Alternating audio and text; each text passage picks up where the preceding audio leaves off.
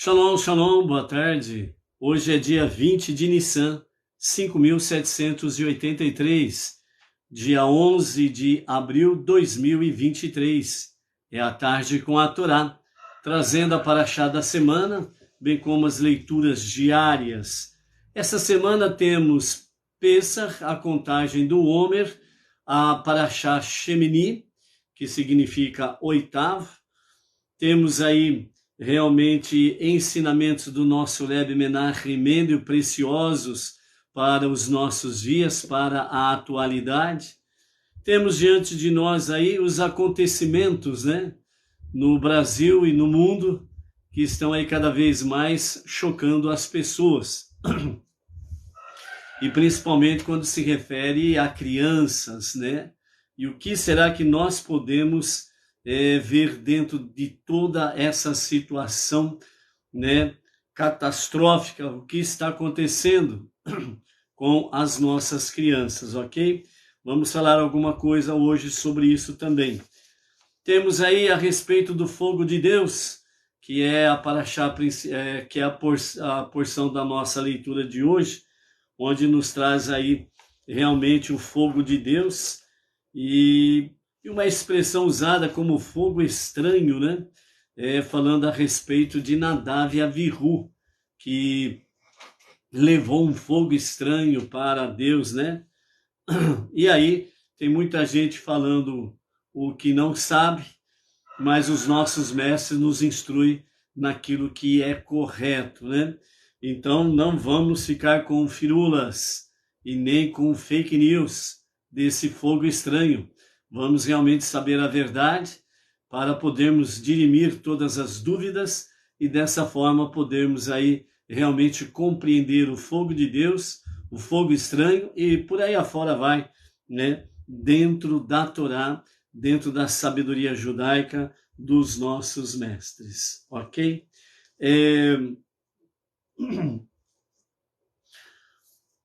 Hoje, nos últimos dias, melhor dizendo, nós estamos tendo aí problemas muito sérios que estão sendo focados no Brasil, principalmente, com referência às crianças e o que está acontecendo de forma catastrófica em escolas, creches, envolvendo os nossos pequenos, Nós vamos falar daqui a pouco dar uma introdução sobre isso, e amanhã, Blineder, não é uma promessa, com a graça e a misericórdia de Hashem, vamos falar um pouco melhor sobre essa questão de crianças, E a visão que o nosso Rebbe Menachem Mendel traz para nós sobre a questão de crianças, bem como o que nós podemos aí visualizar dentro do campo do Baal Shem Tov, essa questão de crianças, O que está envolvido, o porquê de tudo isso, E por que as crianças estão sendo atacadas nesses últimos dias, Então nós vamos ver essa questão, vamos chamar a atenção para uma determinada ponto de vista, desta questão aí, já tá exatamente alicerçados dentro de passagens bíblicas e bem como também com referência ao sistema, muitas vezes nós falamos aqui sobre a questão de sistema, a questão de o poder político, o poder do sistema e por aí afora vai. Novamente, nós queremos deixar bem claro aqui, nós não estamos torcendo pelo viés político A, B ou C, mas uma coisa é certa, nós não temos como ficarmos isentos realmente da questão política, porque a política ela envolve tudo e todos. Você pode dizer assim, eu sou apolítico, mas se o imposto sobe, você vai pagar o imposto do mesmo jeito e não adianta reclamar.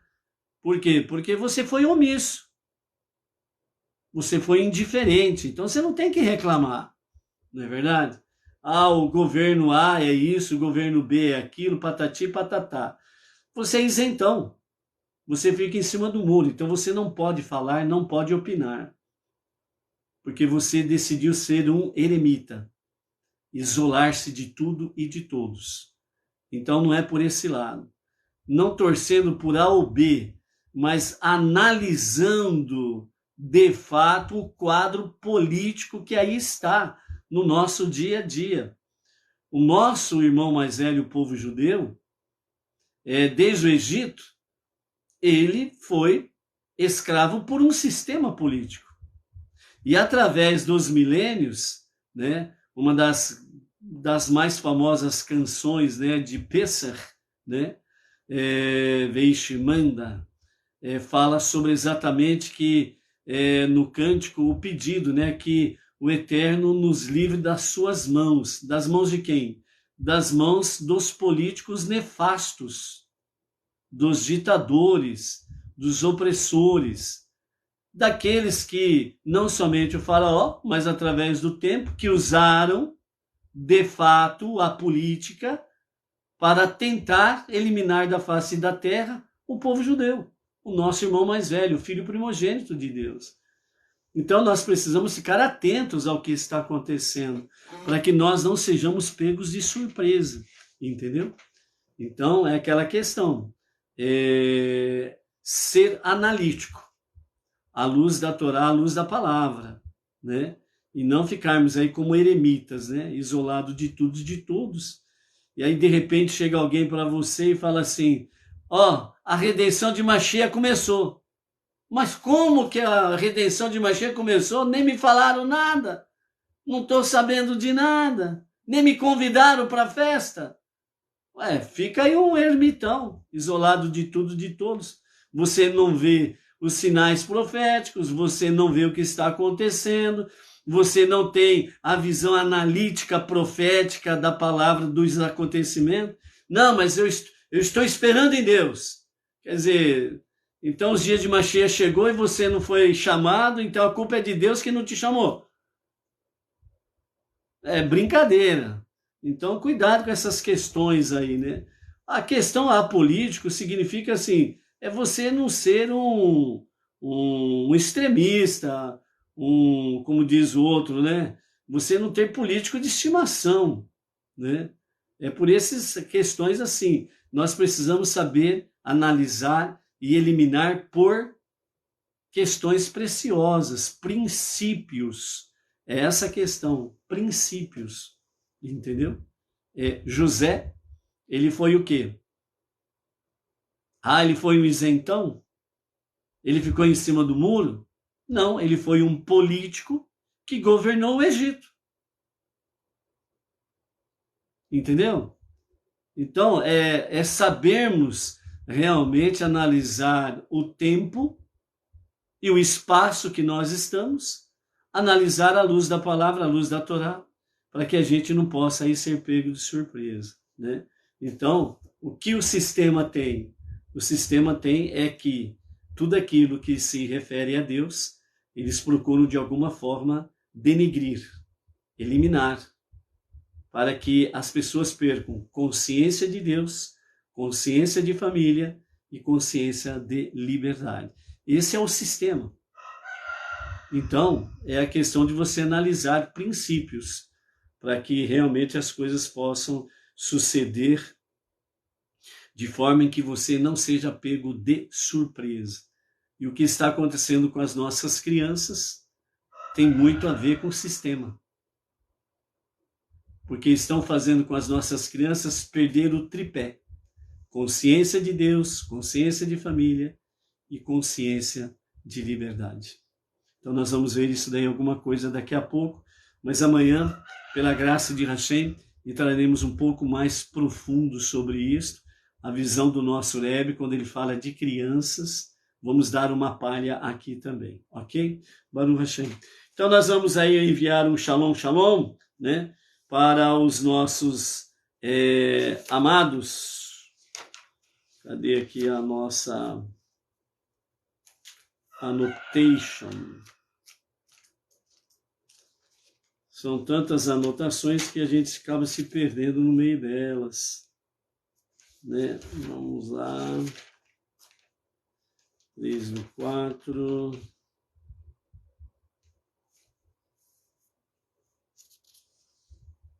Somos Baruch Hashem. O nosso shalom vai hoje para os nossos amados, né? Aqui, o Daniel Bud, né? De Jerusalém, Israel, né? Que mandou aí um shalom para nós pelas vias dos canais sociais. A Andréia Keren e o marido Bruno Coelho Moraes, da cidade de Lagoa Formosa, lá em Minas Gerais. Temos aí também o Vinícius Israelbitze, né? Acho que é assim, não tenho certeza que fala o seu nome. Ok, Vinícius? É de Porto Alegre, Rio Grande do Sul, né? O Ronald Nunes de Lima, Manaus, Amazonas, né? O André Fonseca de Santa Cruz do Rio Pardo, interior de São Paulo, né? Do grupo Somos Brasileiros de Origem Judaica, nós temos a Nanete Baptista, o João Gomes de Barra Mansa, Rio de Janeiro, Rosinha Lima, Marco Antônio Mascarenhas, Fortaleza, Ceará, o Nivaldo Caetano e o Luiz Carlos Souza de Sorocaba, né, São Paulo, interior, do grupo Somos Brasileiros de Origem Judaica. E a Edilene Cardoso Rios, de Montemor, interior de São Paulo, e o Fernando Duarte, do Rio de Janeiro, Baruch Hashem. Temos aí ao vivo e a cores a Malu, lá de São Sebastião, Distrito Federal. Deixa eu ver quem mais está por aqui.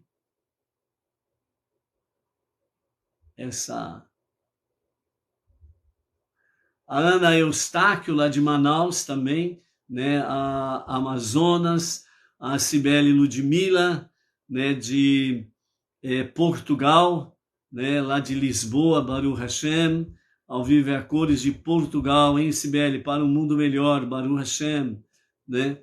Temos aí mais a Luciana Rodrigues, de Marília, nossa região aqui, o Ebert Leonardo dos Santos, né? O pessoal aí vai colocando o nome da cidade aí para a gente poder falar aí. Temos aí também a Rosa Maria Simplício de Farias, né? Juntamente com o marido, o Rosa Maria Simplício de Farias, o Adamo, eu confundo Adamo e Adão, o Adamo e os filhos lá de Bertioga, né? Litoral Norte, ok? Também está por aí o Ivan Lisboa e a esposa lá de Belém do Pará, a Áurea, né? A esposa do Ivan, Baruch Hashem. Quem mais está aqui? O Arlan Tavares, esposa e família. Baruch Hashem. Vamos ver se eu consigo ver mais algum nome aqui. A Inês Martins, aqui de Pirajuí, a nossa região. Vanilda Martins também está por aí. Vamos colocando o nome da cidade aí para a gente dar um oi aí da origem onde você está conosco aí. Baruch Hashem. Então, amados, vamos para a nossa contagem do Homer, né? Até do pôr do sol de ontem até o pôr do sol de hoje, nós estamos no 5º dia do Homer. Então eu falo e vocês repetem aí. Ou seja, hoje é o dia 5 do Homer. E vocês repetem, hoje é o dia 5 do Homer. Então, você está fazendo a contagem para a cura das emoções e para também, para a correção da nossa personalidade, para sermos melhores do que ontem, ok? Então, vamos até o dia 49. O Claudinei Tincani, né? De Cotia, interior, Grande São Paulo é considerado ali, né? O Alan Tavares é de Pacatuba, Ceará. O casal Maristela, Maciel e o Ronaldo, né? são lá de Raul Soares, Minas Gerais, Baruch Hashem, isso daí, né? Então, vamos ver o que a contagem do homem nos fala hoje conosco. Hoje nós estamos, então, no dia 5 do homem, hoje é dia de Hod, de Hesed, que significa humildade no amor. Quais são as lições que nós temos para hoje? O que vai ajudar na cura das nossas emoções e também na cura das nossas personalidades, ok? Baruch Hashem. A mensagem diz assim: você pode frequentemente travar o seu amor ao ser incapaz de perdoar a quem ama ou de ceder na sua postura frente a alguém. Hod, humildade, introduz o aspecto da humildade no amor, a habilidade de elevar-se acima de si mesmo e perdoar ou ceder como queira para aquele a quem você ama, simplesmente por causa do amor, mesmo que você esteja convencido de que está certo. Mesmo assim, você vai agir com humildade, no amor, você vai ceder ou vai perdoar. O amor arrogante, e não podemos esquecer disto, que o amor arrogante não é um amor de verdade, ele não é autêntico. O amor arrogante, ele é um amor egoísta, e é por isso que ele age com maldade. Então a pergunta principal diz assim: o amor faz com que eu me sinta humilde? O verdadeiro amor, ele faz com que você se sinta humilde? Humilde de que forma? Em você realmente doar-se para a pessoa amada, seja sua esposa, seu marido, seus filhos, seus pais, seu parente, seu amigo, seu colega de trabalho, e assim sucessivamente, ou seja, o seu próximo. Sou arrogante apesar de, ou por causa de minha capacidade de amar, sou arrogante? Estou consciente de que a habilidade, o dom de amar, vem de um lugar muito maior e mais elevado, ou seja, que este amor, ele realmente é um dom, é o amar que vem de Deus? Sabendo que o amor vem de Deus, me entrego ao amor com total humildade, reconhecendo o grande privilégio de ser capaz de amar? Reconheço que através do amor eu recebo mais do que dou? Isso me faz apreciar a pessoa que eu amo?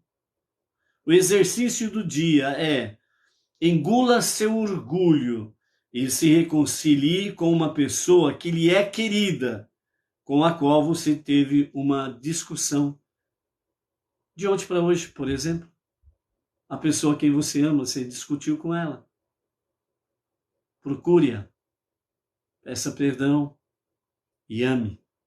Ou seja, o caminho para a verdadeira felicidade é humildade no amor. É assim que o amor nos faz feliz. É assim que somos felizes, amando com humildade, sem perder o poder do amor. E é por isso que uma das perguntas diz: reconheço que através do amor eu recebo mais do que dou? Quando você ama verdadeiramente, você pode analisar isso. Você sempre vai receber mais do que você doou em amor, com humildade.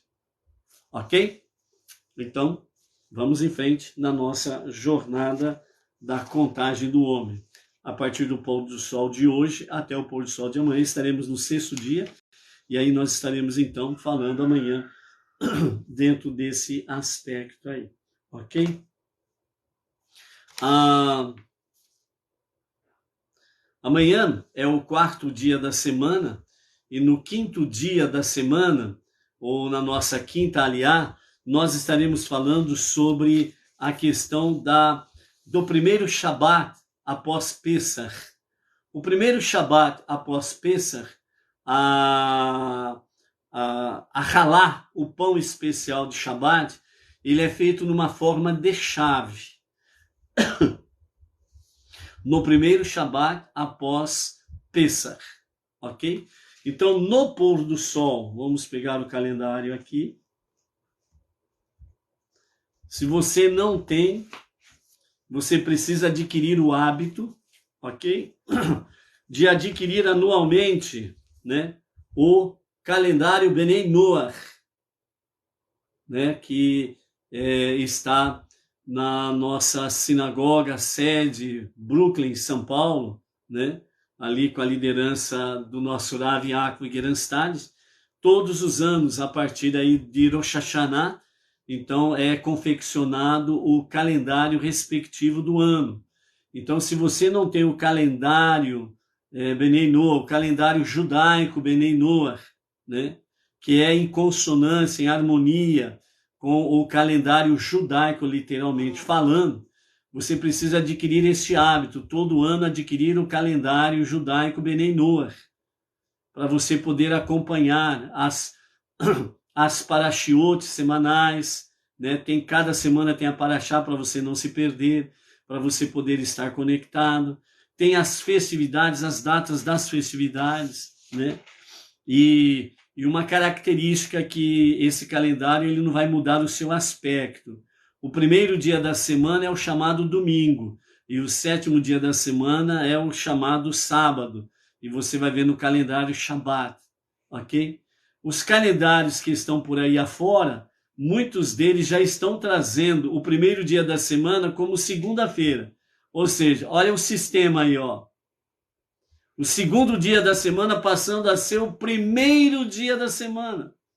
E o primeiro dia da semana, o chamado domingo, o primeiro dia da semana, mudando para ser o sétimo dia da semana. Entendeu? Mudando o sagrado dia do Shabat, o sétimo dia da semana. Mudando o que o Criador estipulou. Mudando aquilo que Deus determinou. Ao sistema, tá vendo? Fica aí bobinho, fica aí como um ermitão, né? Hoje é o primeiro dia da semana. Hoje é domingo? Não, hoje é segunda-feira. Mas como segunda-feira? Segunda-feira é o segundo dia da semana. Não, o sistema mudou. Agora o primeiro dia da semana é o segunda-feira e o sétimo dia da semana não é mais o Shabat, é o domingo. E você tá aí, ó, navegando, né? Navegando como ermitão, não sei de nada, não quero saber de nada, só espero em Deus, né? Quer dizer, Deus está procurando pessoas que se envolvam com o mundo para transformar o mundo para ser a sua moradia. Ele não orientou ninguém a ser ermitão, não, ok? Então é isso daí. No pôr do sol de quinta-feira, o quinto dia da semana, é o encerramento de Pesach, ok? E aí já entramos no pôr do sol da quinta-feira até o pôr do sol da sexta-feira, Erev Shabbat, véspera de Shabbat.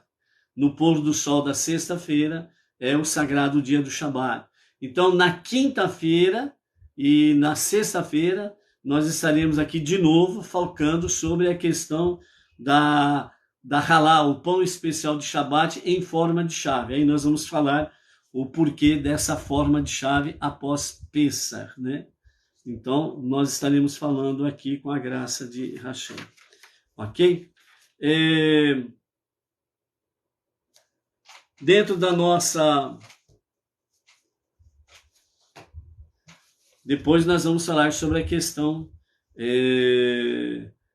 das crianças aí, e o relacionamento com o Mashiach, uma introdução para falarmos melhor amanhã, ok? Então hoje nós temos aí Números, capítulo 9, onde nos fala sobre, ainda dentro do contexto Pesach, né? Capítulo 9 de Números. No capítulo 9, do verso 1 ao 14, nós temos aí a Parashá Bechalotecha, né? A terceira aliá da referida Parashá. E aqui nos fala exatamente sobre a questão das orientações para celebrar o Pesach, ok? Então, O Pêssar, simplificando, é o aniversário da libertação do jugo da escravidão. Para o nosso irmão mais velho, o povo judeu, o filho primogênito de Deus, literalmente que esteve escravo no Egito, né? É o aniversário da libertação do jugo da escravidão, né? E as orientações que Deus ele traz dentro das instruções, porque Torá significa instrução e não lei. Torá significa instrução. Os 5 primeiros livros das Sagradas Escrituras são instruções, ok? Torá, instrução. Então, o propósito de Deus é guiá-los à liberdade, né, do espírito, da fé e da virtude para uma vida nobre e uma vida sagrada. Então, literalmente, para o povo judeu, é essa a realidade. E através dos milênios, dentro da sua galute, né, o seu exílio, é exatamente nesse aspecto todo para guiar o povo judeu à libertação do espírito, à fé, à virtude para uma vida nobre e sagrada. Para nós, não judeus, Benei Noach, o contexto é o mesmo, o objetivo é o mesmo de Deus para nós. Ou seja, nós nos solidarizamos com o nosso irmão mais velho pela escravidão do Egito. Aprendemos com o nosso irmão mais velho as lições que nós temos visto neles, através deles, para que nós venhamos aí cada vez mais aprimorar o nosso caminhar, a nossa jornada monoteísta. O objetivo de Deus é o mesmo, também no sentido de guiar os Benei Noach, realmente à libertação do espírito, você não ser escravo do sistema, não ser escravo de ideologias, não ser escravos dessas coisas que o sistema quer implantar mesmo à força às pessoas. Libertação é a fé, ou seja, você ter a liberdade de expressão de fé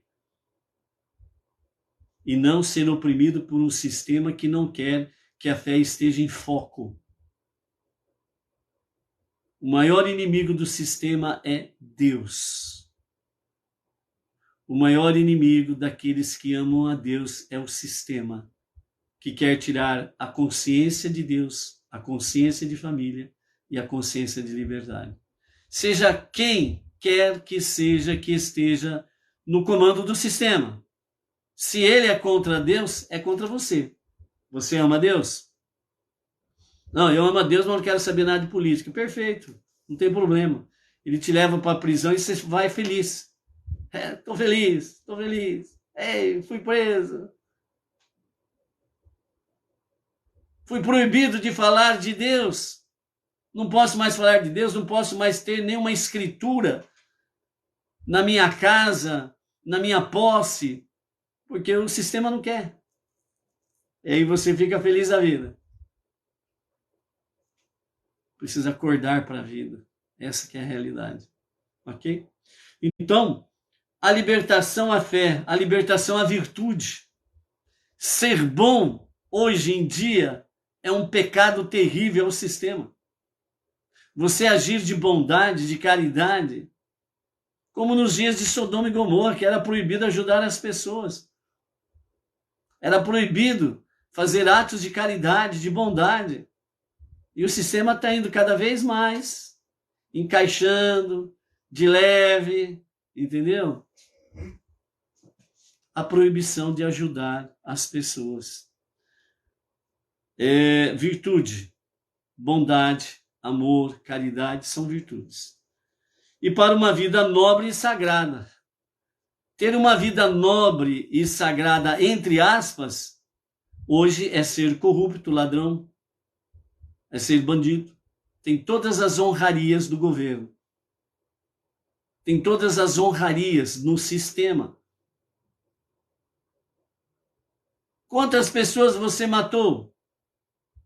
Não estamos falando do assassino que comete o homicídio aí doloso e etc. e tal. Nós estamos falando de sistema. onde se usam os meios legais para que se tome um determinado remédio para ter uma vida mais curta. O que você idealizou para essa finalidade? Eu idealizei um remédio X. Opa, beleza, vamos dar para ele, né? Honra ao mérito para o fulano de tal, porque na saúde se destacou. Então essa é a questão, você estar ligado, conectado. Não pode marcar bobeira, você marcou bobeira, você é atropelado.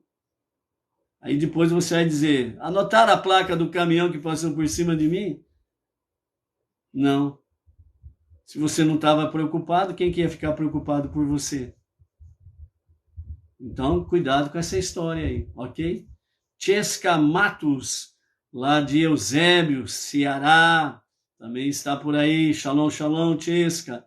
Mira Costa da Costa, também lá de Belém do Pará, né? Região norte e nordeste, graças a Hashem, está sempre firme aí. Em A Tarde com a Torá também, Baruch Hashem. Entendeu, amados? Então, as instruções que nós vemos aqui no capítulo 9 de Números, Bamidbar, né? É exatamente a questão sobre a libertação do jugo da escravidão para guiá-lo à libertação do espírito, a fé, a virtude e para uma vida nobre e sagrada, né? Hoje ter uma vida nobre e salgada se paga um preço muito alto, porque o sistema não gosta de você assim. E você precisa ser assim, senão Mashiach vem e você não vê. Ok? Baruch Hashem. Rodrigo Machado, de Araçatuba, que é a nossa região noroeste, né? Rodrigo Machado, Baruch Hashem, Rodrigo. Vamos ver aí se a gente consegue marcar aí uma visita aí para conhecer pessoalmente aí em Araçatuba, ou você vir aqui, né? Fazendo uma visita à sinagoga Benei Noach, Bauru, aqui sob a supervisão do nosso rabino, Yaakov Gerenstad. Vamos entrar em contato aí, Baruch Hashem. Entendeu, amados? Então, essa é a passagem que nós temos aí sobre dentro de Pêssar para o dia de hoje, ok? E a nossa paraxá, realmente Shemini, né? Temos aí, né, Levítico capítulo 9, a partir do verso 24, até o capítulo 10 e o verso 11, ok? Então, no capítulo 9, verso 24, que é o finzinho do capítulo 9, né, que é o momento que está sendo feito aí, né, Moshe e Arão fazendo o sacrifício, em especial, né, Arão fazendo os sacrifícios aí para a oferenda de pecado, a oferenda queimada e a oferenda de paz, né, e dessa forma, então, Moshe e Arão entram no santuário, ou seja, no Mishkan, o tabernáculo terreno, e nesse sentido, então, a manifestação de Deus é um fogo, né, que diz o verso 24, veio o fogo de diante de Deus e consumiu a oferenda queimada e as gorduras sobre o altar. Todo o povo viu, e eles cantaram louvores e prostraram-se sobre sua face, né? Lembrando que aqui o prostrar-se significa deitar. O povo deitou, se prostrou diante de Deus. Então a cabeça e os pés estavam no mesmo nível. Isso, prostrar-se, significa, quando a pessoa assim o faz, ela está dizendo assim, sem exceção, toda minha vida pertence a ti, ó Criador. Eu me entrego a ti, ó soberano dos mundos. Submeto-me à tua vontade. Isso é prostrar-se, entregar a sua vida completamente nas mãos de Deus. Ponto final.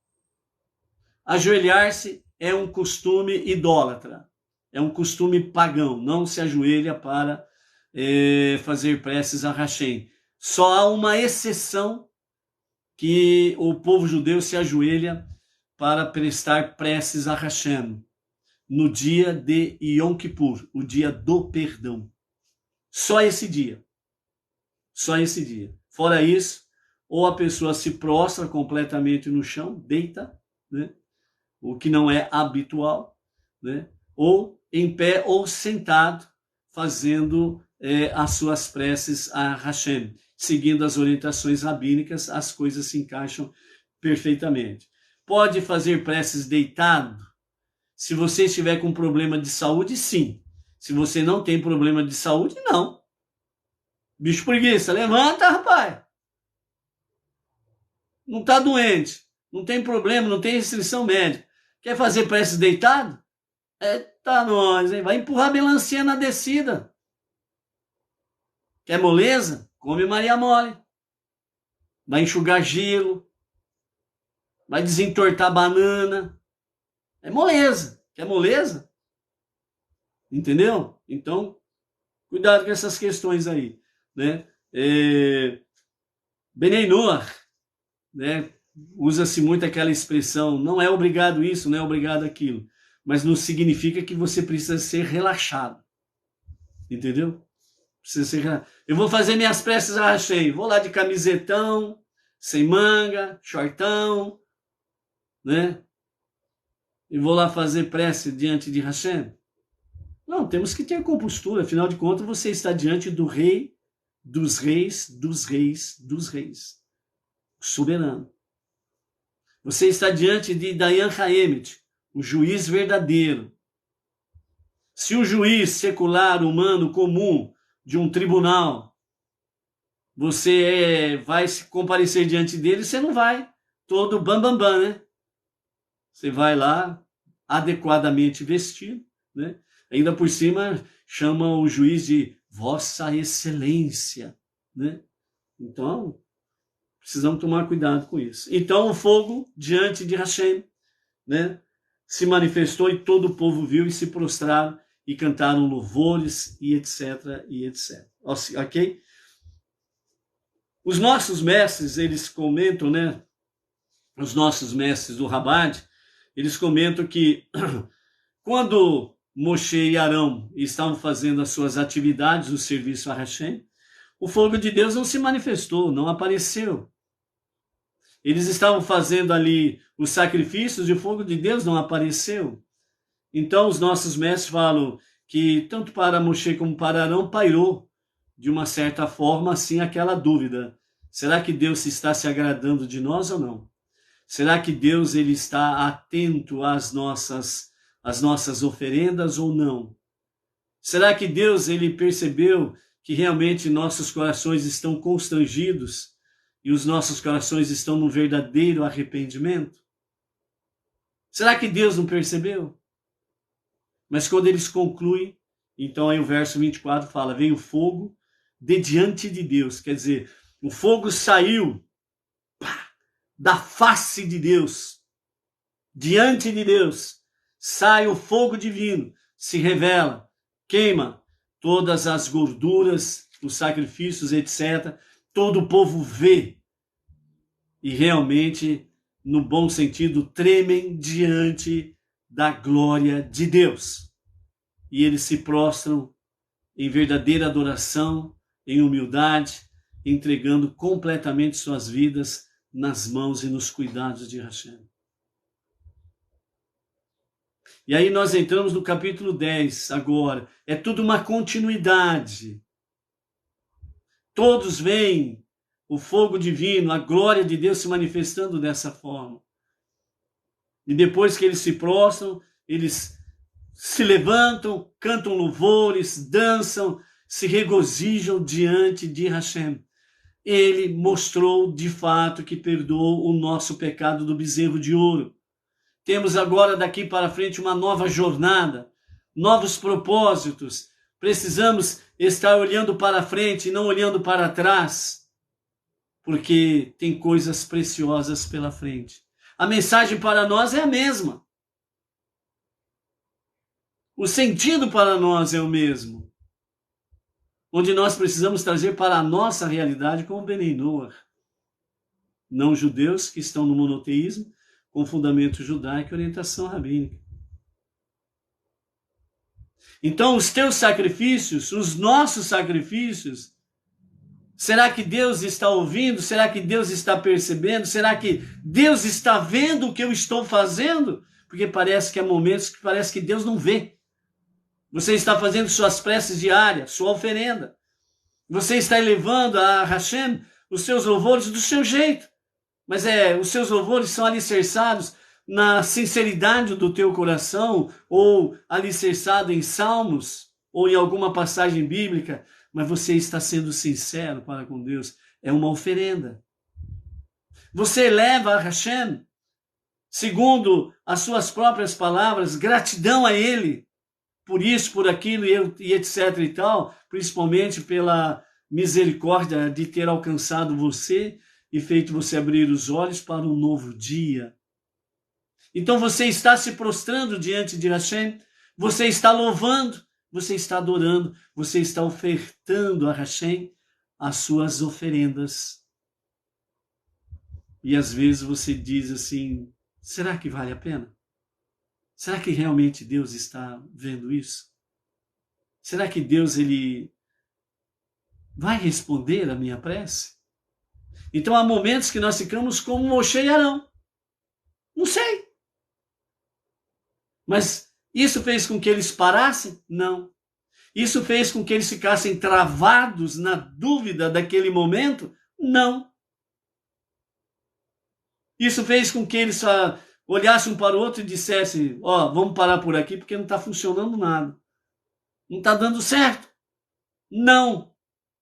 Eles continuaram, persistiram, perseveraram, olharam para frente, olharam para o alto, olharam para cima, olharam para o céu, de onde vem a verdadeira redenção e salvação. E continuaram com a sua sinceridade e humildade e amor de coração. Então Deus, no seu tempo, no seu espaço, ele revela a sua glória. O fogo sai diante de Deus e consome os sacrifícios e todo o povo vê. Às vezes você está numa situação que parece um beco sem saída. Às vezes você está numa situação que, às vezes você diz assim, é o fim da linha para mim. Não tem mais solução. Seja ela qual for. Seja na saúde, seja problema familiar, seja problema no trabalho, problema financeiro. Mas se você não desistir, mas se você continuar firme, com o pé firme, indo em frente, e não desistindo, você vai ver a glória de Deus. Você vai ver o fogo de Deus descendo e queimando, no sentido de que ele está recebendo a sua prece, ele está ouvindo a sua prece e no seu tempo ele está respondendo a sua prece. O que nós não podemos é desistir. O que nós não podemos é voltar atrás. É isso que nós não podemos fazer. Em hipótese nenhuma. Desistir. Voltar atrás. Então, por isso, nesse aspecto, amados, é que nós vamos ver a glória de Deus se revelando, a glória de Deus se manifestando. É persistir, é seguir em frente, é ir em frente, é ir de fato em direção à glória de Deus. Porque Ele tem para nós do bom e do melhor. Mas Ele não quer te dar o pão da vergonha. Ele quer te dar o pão da graça por merecimento. Porque você ousou confiar em Deus sem ver.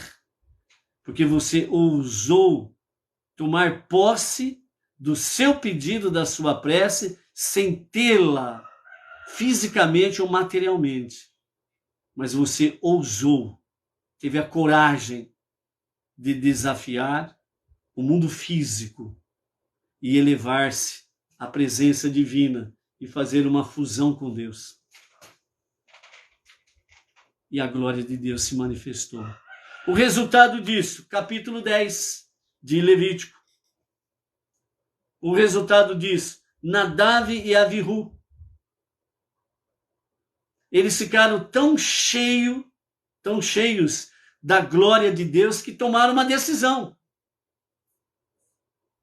E a decisão que eles tomaram foi de levar um fogo estranho, que normalmente é usado, mas era a oferenda do incenso. Não era nada como alguns pregadores por aí afora vai, que eles estavam em pecado sexual, que eles estavam em pecado, não sei, inventam tanto pecado para Nadav e Avihu, coitado deles que estão tão carregados de pecado que nem eles sabem. Entendeu? Ou seja, Nadav e Avihu, eles não cometeram pecado nenhum. Eles não cometeram transgressão nenhuma. Ah, mas eles beberam vinho antes de eu fazer a oferenda de incenso. Sim, eles beberam vinho antes de fazer a oferenda de incenso. Ou seja, lembra daquele famoso ditado que diz que entra o vinho e saem os segredos? Lembra desse ditado?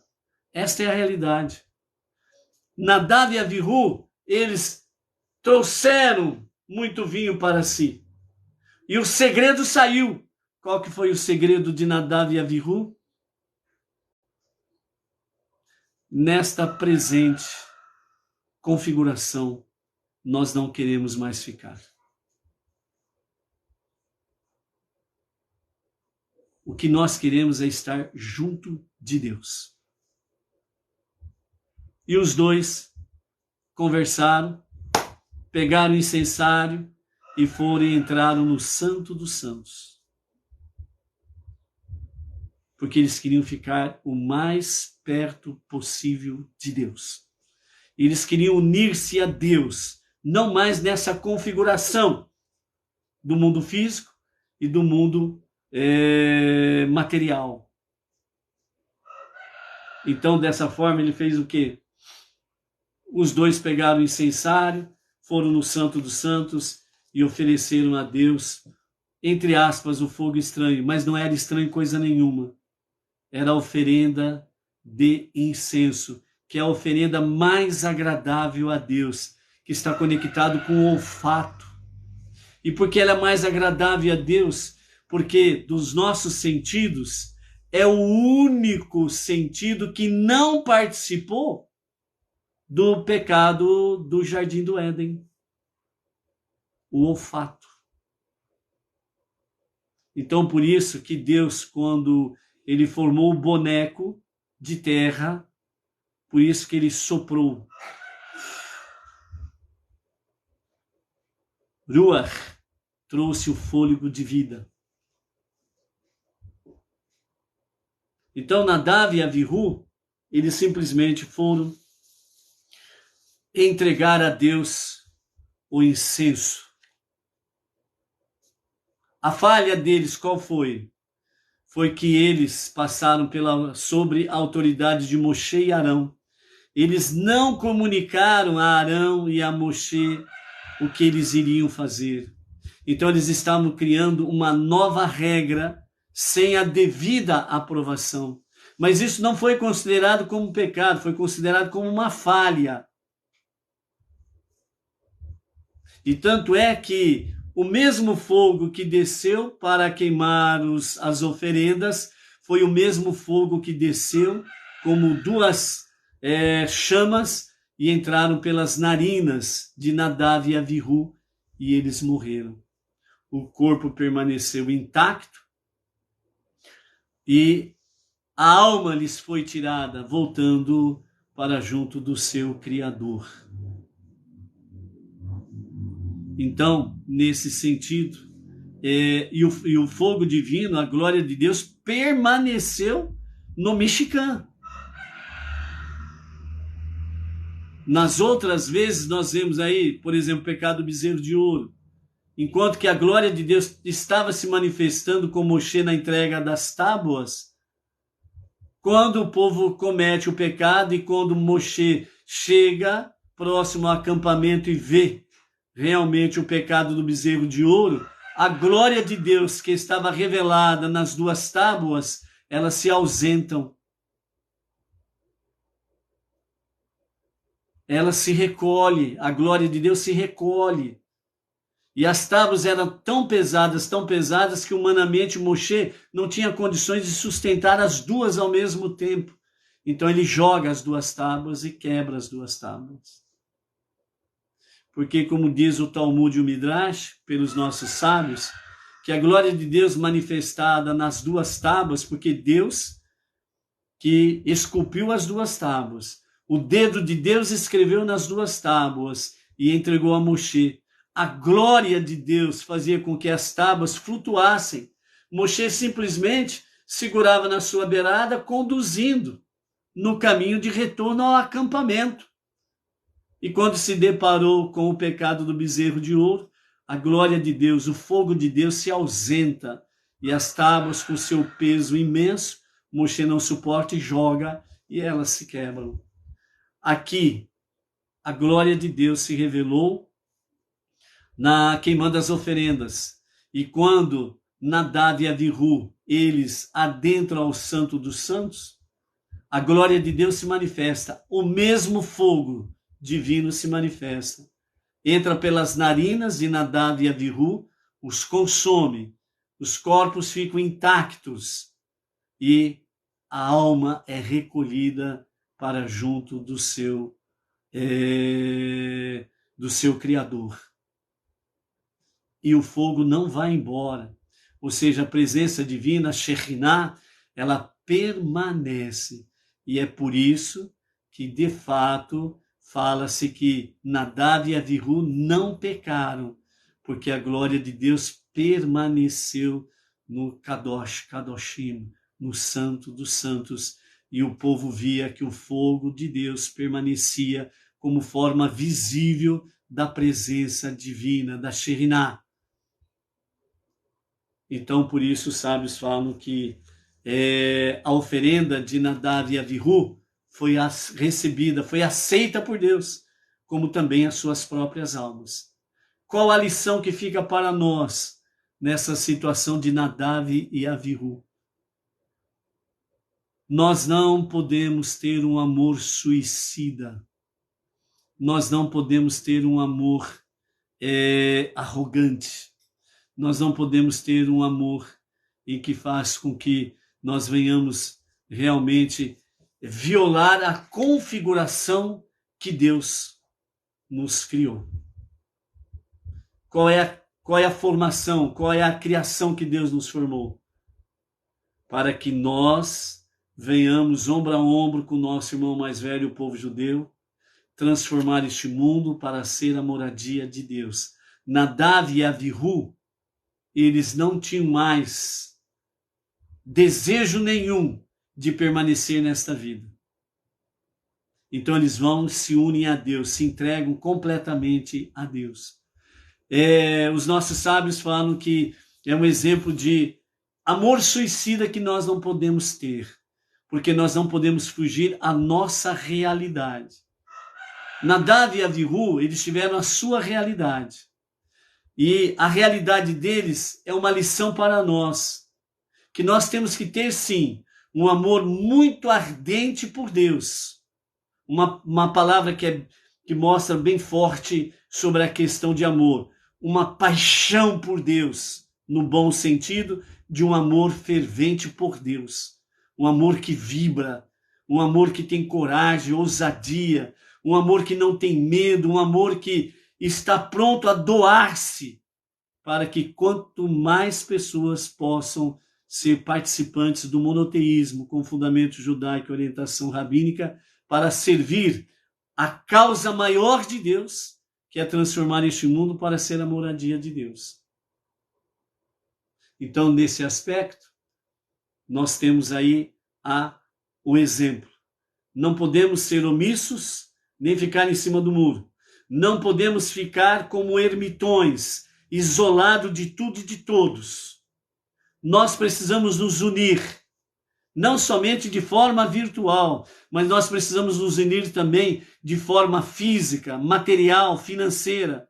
Precisamos estar fazendo de tzedakah, doações, dízimos, ofertas, atos de caridade, atos de justiça, atos de bondade. Precisamos continuamente estarmos fazendo estas coisas, porque o fogo de Deus se revela através destas coisas. Viver o monoteísmo com fundamento judaico e orientação rabínica. Vivermos as 7 leis de Noah e as suas ramificações.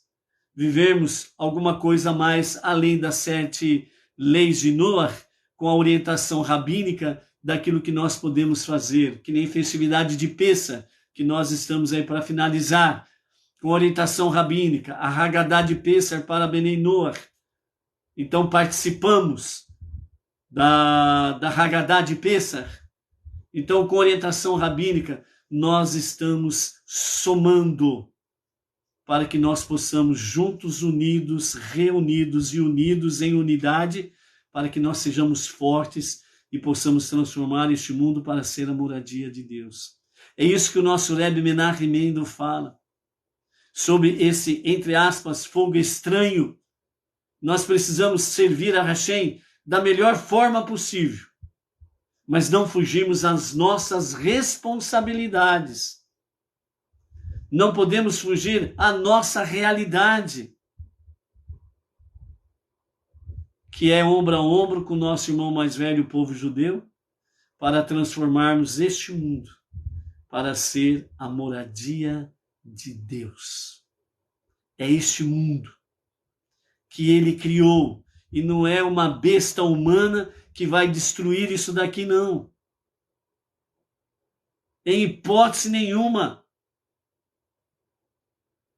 Desde Baal Shem Tov, onde os nossos mestres falam, as sabedorias mais profundas da Torá estão fluindo para conhecimento não somente dos judeus, mas para o conhecimento dos povos, das nações.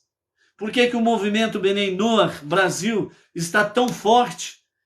Por que a liderança do nosso Rav Yaakov Gerenstad é tão comentada no meio rabínico no mundo inteiro? Porque nós estamos fazendo a diferença. O movimento Benei Noach no Brasil está muito forte, muito presente. E nós não podemos fugir à nossa configuração. Você que ainda não entrou na nossa nova plataforma Benei Noach Brasil, adentre, se inscreva, assiste os 6 primeiros vídeos que fala tudo aquilo que é importante, básico dentro da criação. Você vai ter a sua carteirinha Benei Noach. Venha somar com o Rav Yaakov Gerenstad e as nossas comunidades locais, regionais. Vamos nos unir cada vez mais para realmente o mal não venha prosperar. Então, por isso, a morte de Nadab e Avihu não foi em vão, mas ficou uma grande lição para nós, que nós precisamos sim ter um grande amor fervente, apaixonado por Deus, mas com sabedoria, para nos dedicarmos às nossas tarefas, para transformar este mundo para ser a moradia de Deus. Que fique essa lição para as nossas vidas dentro desta dessa leitura aqui, ok? Para nós encerrarmos, nós queremos apenas dar essa introdução sobre a questão das crianças, né? O que está acontecendo no nosso Brasil, o que está acontecendo no nosso mundo, né? E pela graça de Hashem, né, amanhã vamos estar falando um pouco mais sobre esta realidade aí. Mas o que eu quero deixar aqui a princípio para com os amados é, no livro Os Dias de Mashiach, é um livro espetacular, fantástico, maravilhoso, magnífico. Quem ainda não tem, procura ter, mas procura ler e estudar sempre com uma orientação rabínica ou orientação de um Benei Noach um pouco mais experiente do que você, para poder compreender melhor um pouco mais aqui as questões, ok? Mas aqui no livro Os Dias de Mashiach, na página 49, nós temos aí os passos de Mashiach, né? Então, como as horas já estão avançadas, queremos deixar apenas aqui Os passos de Mashiach, no hebraico é chamado de Ikveta de Meshicha, que significa os passos de Mashiach, ok? O próprio termo indica aqui dois extremos. Ikveta, que vem do radical Eikiv, que significa calcanhar, parte extrema do corpo, ok? A parte mais baixa e mais sensível do corpo humano. E Ikveta de Meshicha, quando os elevados passos de Mashiach já são evidentes, ou seja, os passos de Mashiach, quando os passos de Mashiach são mais evidentes, ok? Os nossos mestres, eles falam que desde Baal Shem Tov, esses passos de Mashiach têm se tornado mais real, ou mais realidade, mais presente. Por quê? Porque o conhecimento mais profundo da Torá tem sido expandido. E dentro da experiência de Baal Shem Tov, quando é relatado que ele pergunta a Mashiach quando ele virá, e ele diz quando as Hassidut, os ensinamentos profundos, elevados da Torá, começarem a serem disseminados nos 4 cantos do planeta. Então, os passos de Mashiach serão mais realidade, serão mais presente, mais real, ok? Então, dentro dessa questão aqui, o processo ele é contraditório. Por que ele é contraditório? Embora comece a preparação para a Geulah, que é a redenção, é uma época das mais difíceis, marcadas por degeneração moral e espiritual e terríveis calamidades, não só dentro da natureza, mas também dentro do reino humano. E é o que você está vendo, é o que está acontecendo. Os ataques mais constantes envolvendo crianças. Envolvendo crianças. É o sistema baixo. É o sistema negativo. É o sistema demoníaco. É o sistema de forças negativas que estão agindo, encontrando os seus cavalos ou os seus jumentos para fazerem deles o que bem entende. Entendeu? Porque essa é uma das formas de tentar fazer as pessoas perderem consciência de Deus. Por que Deus deixou acontecer isso? Consciência de família. As famílias estão sendo desvalorizadas, desmanchadas, destruídas. E a consciência de liberdade. Perder o senso da liberdade. Ok? Então o Zohar, ele explica que a Shekhinah, ela irá gradualmente erguer-se do pó, a partir do 6º milênio. Nós estamos no 6º milênio. Nós estamos no ano 5.783. A Shekhinah, a presença divina, já estamos aí já com 5.783, nós já estamos com a Shekhinah muito presente nos 4 cantos do mundo. O mal sabe disso. As forças negativas sabem disso. Mas elas procuram agir de uma forma em que as terríveis calamidades venham tentar ofuscar a presença de Deus. Por isso é importante você ser uma testemunha viva de Deus. O bem maior que Deus concedeu a cada um de nós, a vida, para servi-lo. Por isso, consciência de Deus, consciência de família e consciência de liberdade. Ok? Então, as fontes de sabedoria de baixo, que são as pessoas estudando a Torá, mas as fontes da sabedoria de cima, que vem de Deus, a inspiração divina, ela tem sido mais real nesse tempo, nesses últimos tempos, nesses últimos centenas de anos que nós estamos vivenciando. Mas o que as crianças têm a ver com isso?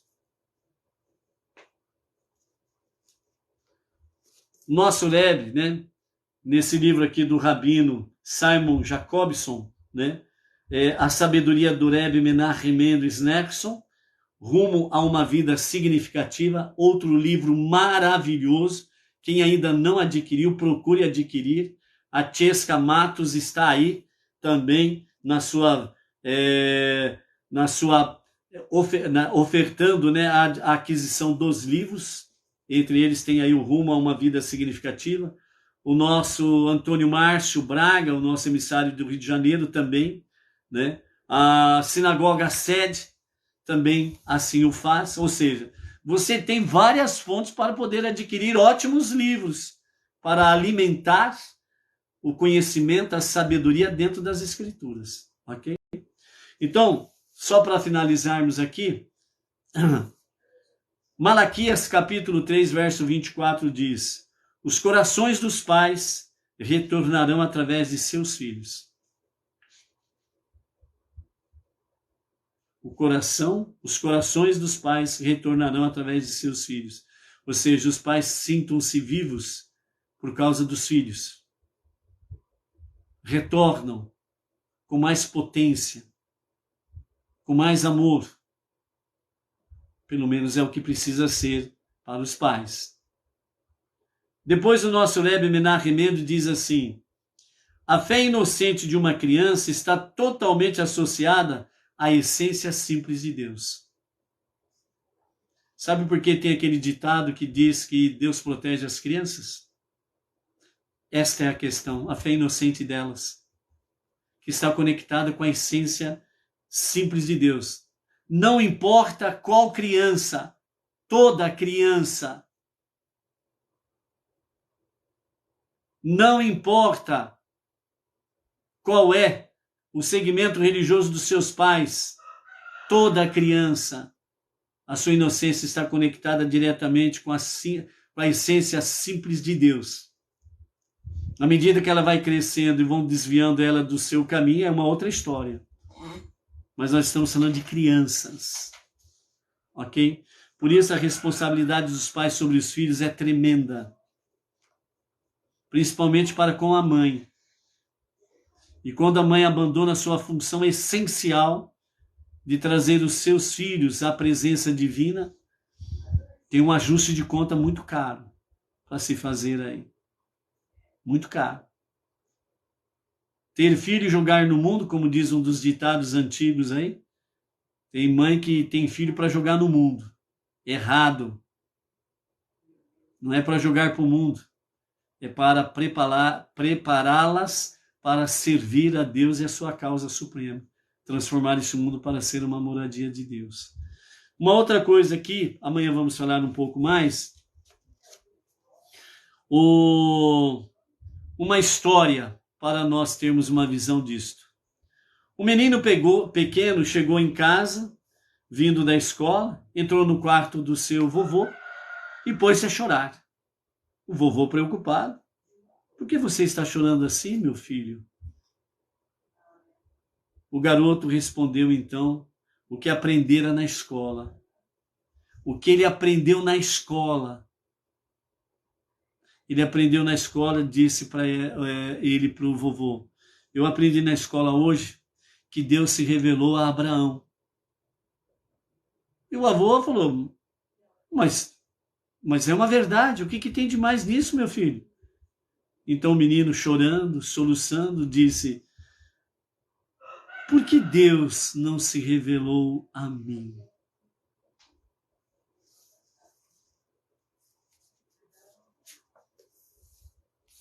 Por que Deus não se revelou a mim? Sabe o que significa isso? Que os últimos dias Deus estará falando com as crianças e através das crianças. Por que você acha que o sistema negativo, demoníaco, estão atacando as crianças? Proteja seus filhos. Proteja seus netos. Proteja seus bisnetos. Proteja os seus tataranetos. Isso significa que esse tempo, muitas crianças, de repente, vão fazer perguntas aos seus pais E muitas vezes os seus pais vão ficar: mas eu nunca falei estas coisas para você de Deus, como que você está falando isso para mim?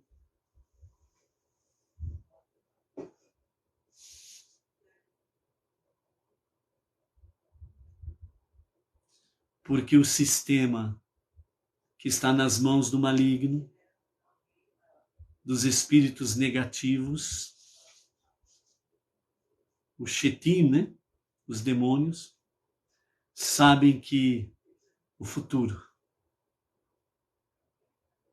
pertence às crianças. E é por isso que nós precisamos tomar cuidado e proteger nossas crianças de todo esse sistema perverso que quer eliminar as crianças. Por que que você acha que o A-Bor-To, matar crianças inocentes na barriga das mães, aumentou tanto nos últimos 30 anos? Por que que você acha? Porque não querem que a glória de Deus se manifeste. Temos uma família aí recentemente, a mãe contando a experiência do seu filho de 6 anos. Fazendo a pergunta, 6 anos ou 9 anos, não me lembro direito agora, de 6 ou 9 anos. Fazendo perguntas sobre judaísmo, sobre judeus, e ela nunca falou nada para ele.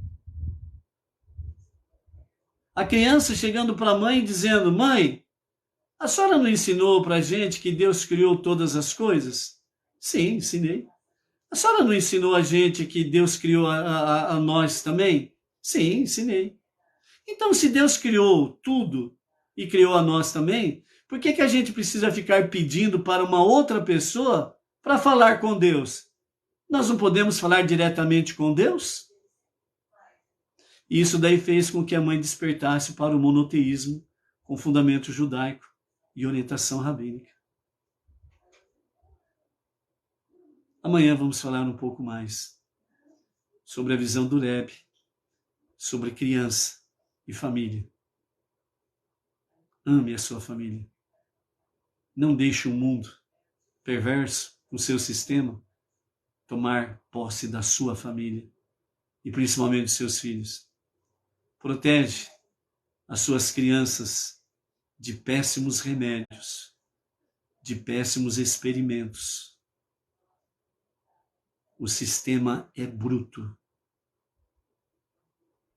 Você tem ouvidos, não é para ouvir, é para escutar, que significa procurar entendimento, discernimento, sabedoria que vem de cima, sabedoria de baixo, sabedoria de cima.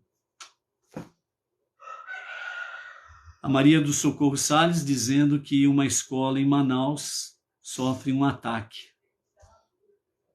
É lamentável. Por isso, amados, vamos fazer preces e acrescentar prece sobre prece em favor de todas as crianças, sem exceção. Shalom, shalom. Até amanhã.